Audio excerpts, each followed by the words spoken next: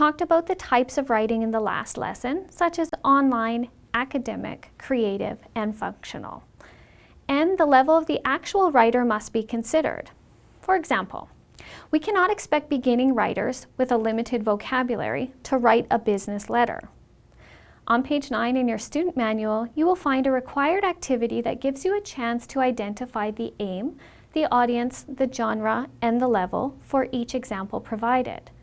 For example, if I showed you an essay on the history of Canada from a school textbook, you could decide the aim is to educate students in Canada. The audience may be students studying about Canada. The genre would be academic writing, and the level of the writer is probably advanced. Think for a minute about what happens when you decide to do some writing. Do you start right away, or do you do some pre-planning? The degree of planning may vary depending on the type of writing you are completing. For example, if I'm writing a grocery list, I'm probably not pre-planning on paper, but I'm thinking in my head or I'm looking through my cupboards about what I need to buy at the grocery store.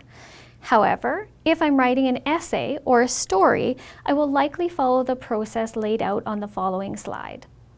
Number 1, I would brainstorm, perhaps using a web or a flowchart. Step 2 would be to free write or map out my brainstorm into workable categories. Third, I would outline my flow, an outline of what will be where in paragraphs or an essay structure, or a typical beginning, middle, and end in a story.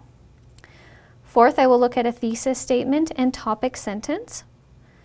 This would be for essays at least.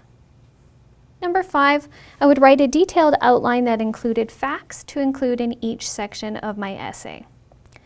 Number 6, I would produce my first draft of the writing.